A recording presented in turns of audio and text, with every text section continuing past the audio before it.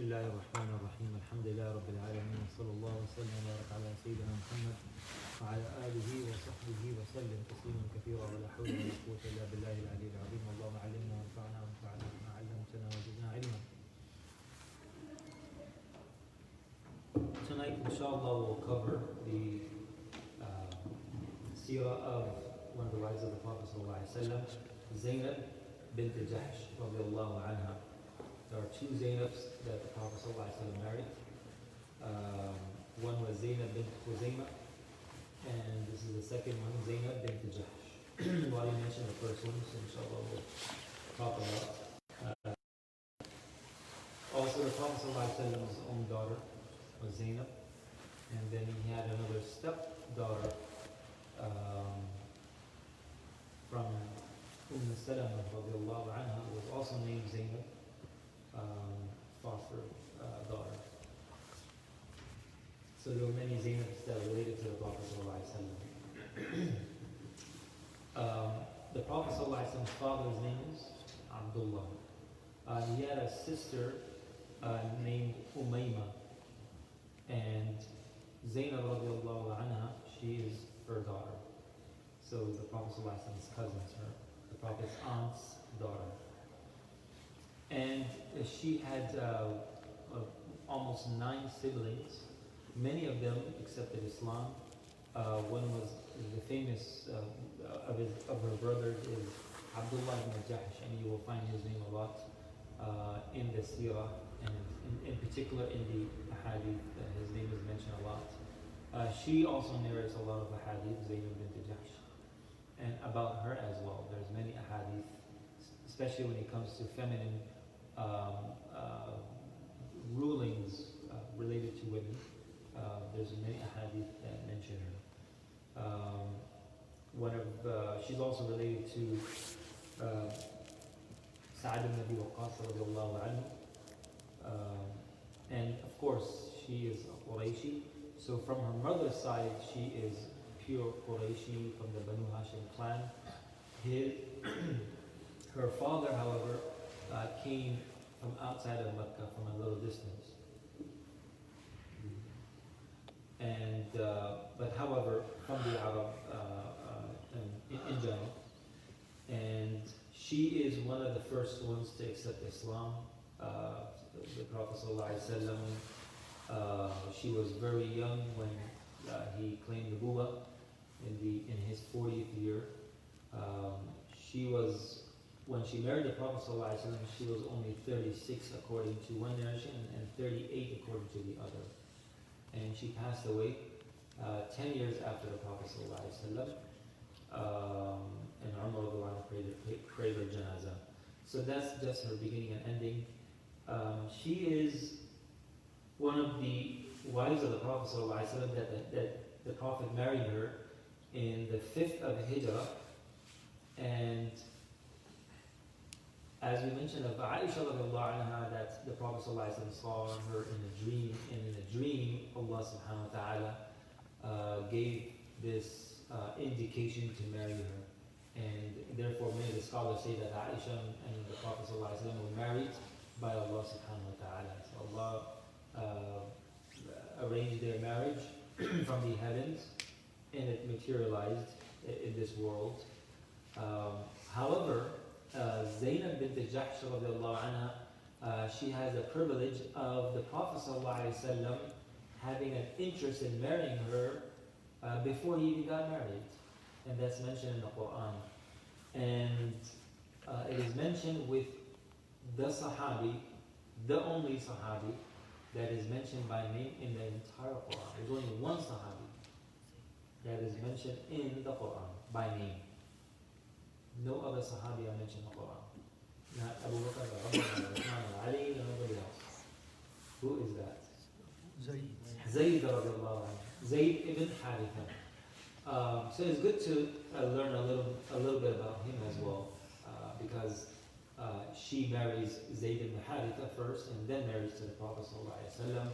So what was the relationship between Zayd and the Prophet ﷺ? Zayd ibn Haritha, Haritha's son, when he was just 7 years old, according to one narration, Um, his mother brought her to Mecca because his mom belonged to a tribe right on the outskirts of Mecca where they lived. She came to visit her family, and on the way there was their caravan was looted by these people, and they saw this kid and they took that kid, and it was common to take anyone and enslave them. So they took Zayd bin Haritha and took him and sold him in there was a famous marketplace called Uqab, right outside of Mecca at that time. It was a famous, like a Quincy market in Boston. And they would go and sell things there. So he was sold over there to the cousin of Khadija radiallahu anha. At that time, he was responsible for some of the businesses of Khadija radiallahu anha. So Hakim ibn Hizam radiallahu anha, who accepted Islam later on. And then he brings Zayd to Khadija radiallahu anha, and Khadija radiallahu anha likes him a lot. He's a 7-year-old. And because she likes him a lot, and his kid is a wise kid, she gives him to the one who's more beloved to her, which is the Prophet ﷺ. And so the Prophet ﷺ now owns this slave, Zayd ibn Haritha. So he's with the Prophet ﷺ for a couple years, and the family now, after the mom returns back and whoever was left, they come back and they're searching for him. One day they find him in Mecca. So the father, Haritha, and his brother, the uncle of Zayd, they both come to Mecca with a few people of their tribe, and they come to meet the Prophet. They meet their son, and they say, wow, what a great union. And they say that this is our son, he was enslaved, and we are ready to pay any amount for the ransom to free our child. The Prophet ﷺ, he refuses to take any money, and he says to both of them that, look, I'm going to leave this to your son Zayd, and whatever he chooses, if he chooses to stay with me, it's his choice. But if he wants to leave and he wants to go with you, he could go free, and you don't have to pay me anything. So they were so happy and say, wow, what a generous offer, that of course we're going to talk to our son. We're going to tell him that let's go home. And he will definitely say, yes, I'm ready to go home. And when they ask him, they say, let's go. Your master, Muhammad sallallahu alaihi wasallam, gave this choice that if you want to stay, you can stay. If you want to come with us, and you have to pay nothing. The son says, if I have been given this choice by my master, then I will prefer to stay with him. He has been for me like my father and my mother. And the father says, what? He couldn't believe what he was hearing. That this kid is going to prefer slavery over freedom. You know, it has to be so great. He was a little upset. He's not choosing his own father, and he wants to stay with the Prophet ﷺ. So the Prophet ﷺ, when he hears that, he takes Zayd bin Haritha and goes right to the Kaaba, and he says, now this is before the age of 40. He has not been declared as a prophet. So he goes to the Kaaba and he says, I want all of the people who are here witness that Zayd is my son, he's my mutabanna, meaning that in Urdu they say mutabanna. It's my son, and from now on he is going to inherit from me, and I will inherit from him, just like a father and son.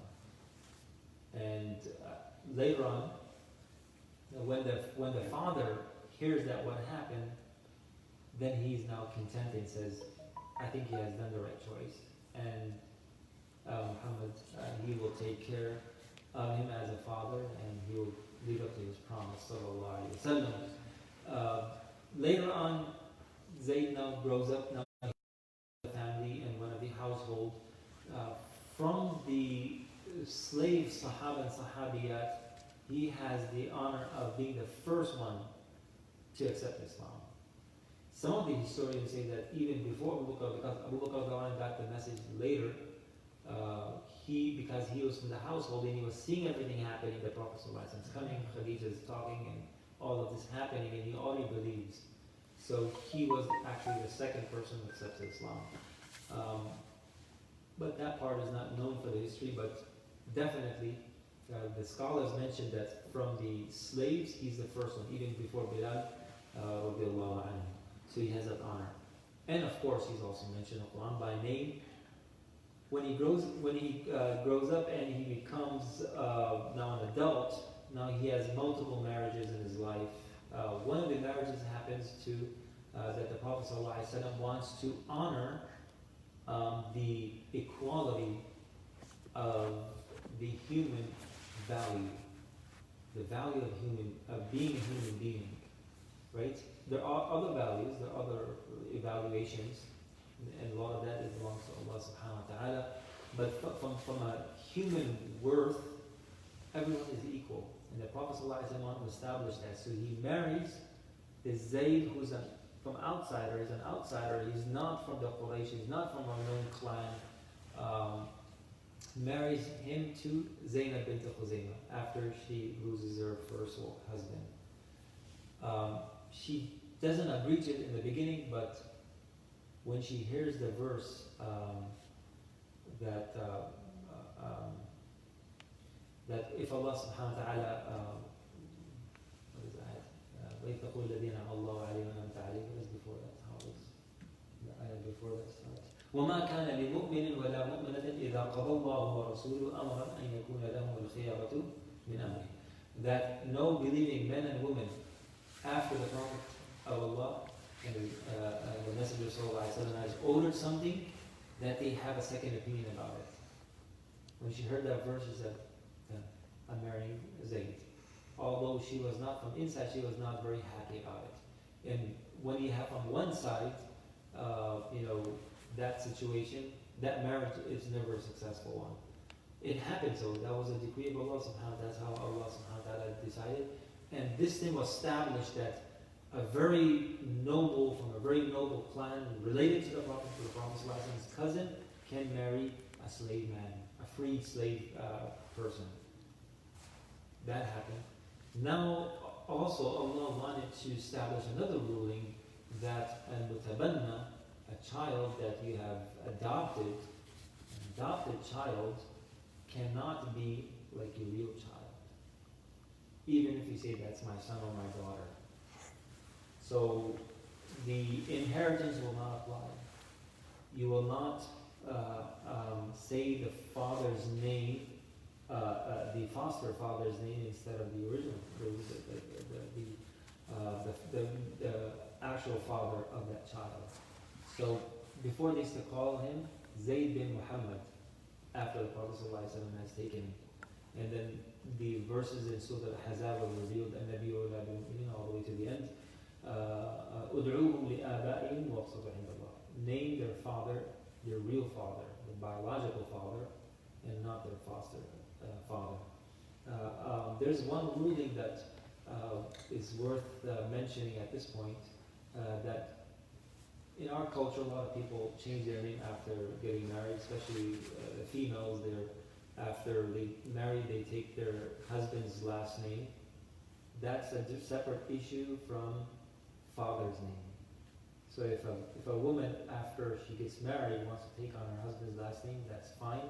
This ruling does not apply to that one, because a lot of people confuse it. You cannot say, if it was, let's say, Aisha Ahmad, now he's married to someone who has the last name of, let's say, what is a common last name? Khan. Now, Aisha Khan. That's haram. You cannot do that because you cannot. She's not saying, this doesn't apply or doesn't give the meaning that that's her father's name. It's just the last name, the surname, as they usually use internationally, the surname, the family name. So it's just a family name. It's always Aisha bint Ahmad, if Ahmad is the father. that will remain. And by the way, it's not necessary for the wife to have the last name of the husband. It's not necessary Islamically. My father, when he came to, after moving to Saudi, once he came visiting, and at the airport, my mom and dad both were there at the counter, and the guy was saying, you both have different names, your last names don't match, why you don't have the same name? So my father says, it's my wife, it's not my property.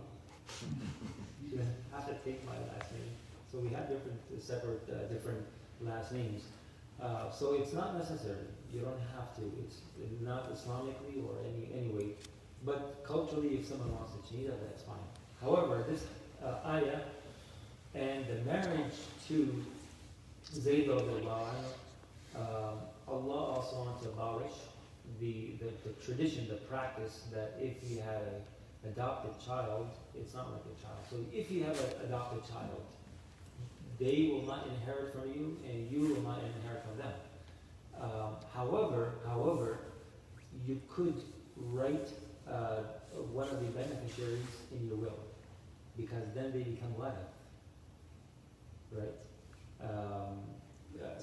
They will not be a walid. They can become the beneficiary of your wasiyah. Sorry, I was using the word wasiyah. They can be part of your wasiyah, like any other person. So if I want to write 1/3 to the masjid, 1/3 to so and so, right? I can do that. And only I can do up to 1/3. So likewise, you can do it for your foster child. But they will not be a walid. So there is not a portion in your wealth for them that automatically they receive it, whether you write it or not. So the wiratha and wasiyah are two different things.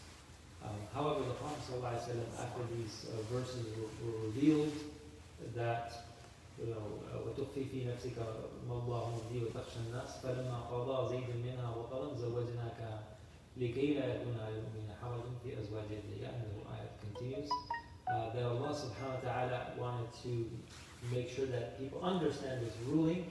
So therefore, Allah subhanahu wa ta'ala wanted the Prophet ﷺ to marry Zaynab bint Jahsh radiallahu anha, and the Prophet ﷺ did marry. Later on, the disbelievers made a big story. Oh, he married his own daughter-in-law. He said, no. Allah subhanahu wa ta'ala, our Creator, gave me this permission, and Allah made it permissible. So it is permissible, and Allah subhanahu wa ta'ala gave that ruling until the day of judgment. Inshallah, we'll continue with the story tomorrow. Sallallahu alaihi wa sallam wa ala alihi wa sahbihi wa sallam.